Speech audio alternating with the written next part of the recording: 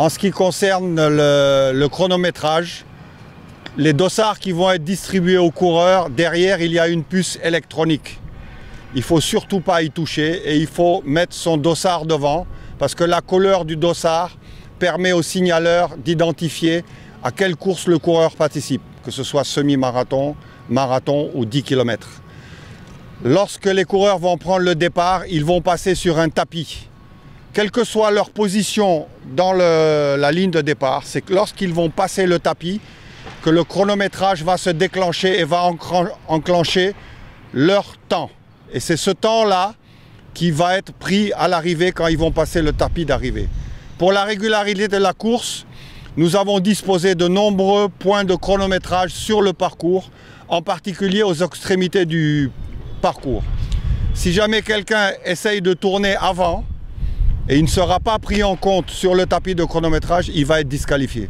C'est-à-dire quelqu'un qui court le marathon et qui ne va pas jusqu'aux Almadies, qui essaye de revenir avant, eh bien, il va être disqualifié parce qu'il n'aura pas passé le point de contrôle.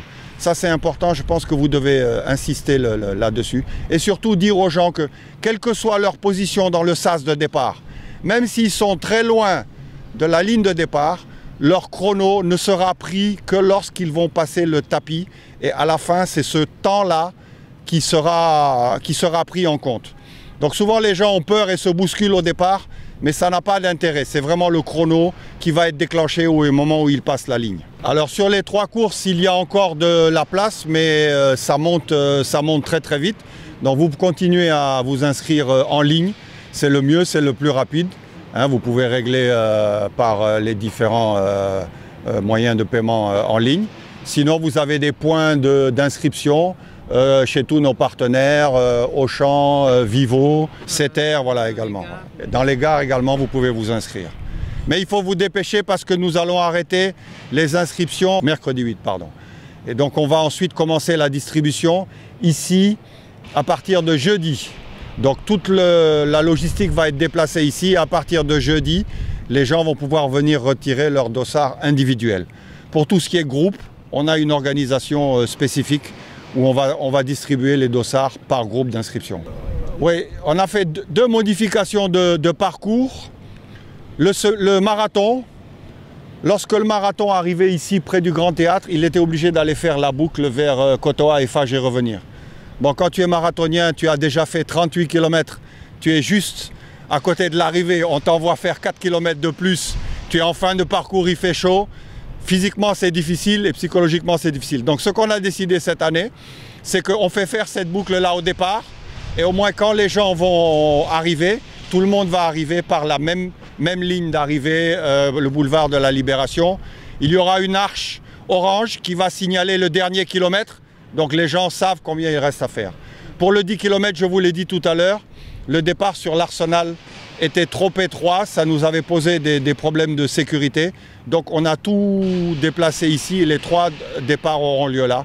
C'était vraiment ces 2 considérations qui ont fait qu'on a modifié légèrement les parcours.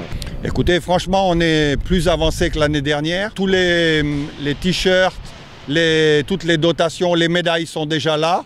Les dossards sont arrivés hier soir.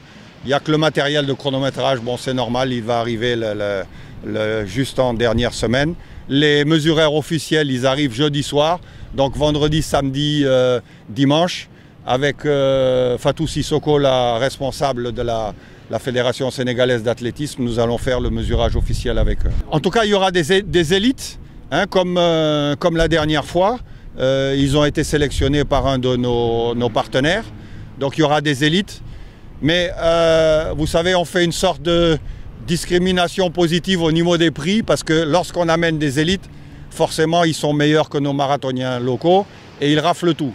Donc il y a les prix du classement général, mais il y a des prix spécifiques qui sont réservés aux coureurs sénégalais des prix très intéressants, hein, puisque le premier Sénégalais et la première Sénégalaise du marathon vont gagner une voiture. Et également, vous avez des prix pour les étudiants avec des bourses. C'est pour ça qu'on a incité les étudiants à s'inscrire dans le réseau de l'université. Ça, c'est un message que vous pouvez faire passer aussi. Les étudiants, il faut qu'ils s'inscrivent en masse parce qu'ils ont un classement spécifique pour eux. Donc il y a beaucoup de récompenses.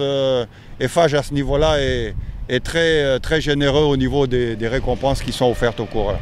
Il y a des récompenses aussi pour les vétérans. Chaque premier vétéran, homme ou femme de sa catégorie, sera récompensé. Quel que soit votre âge, vous pouvez participer. Encore une fois, le marathon, c'est un sport où même l'amateur court avec l'élite. Vous êtes dans les mêmes conditions que le champion qui va faire 2h15 ou 2h16. Même si vous vous mettez au marathon 4h, 5h, 6h, ça n'a pas d'importance. Vous êtes sur le même parcours qu'eux, vous allez affronter les mêmes difficultés qu'eux. Donc c'est vraiment une des rares épreuves dans le monde où vous pouvez le faire. Donc il faut venir, même si vous n'êtes pas un coureur régulier et tout, un 10 km, déjà quand vous êtes dans l'ambiance et tout, vous allez être porté par l'ambiance. Venez participer, il y a de la place encore, venez vous inscrire, mais dépêchez-vous.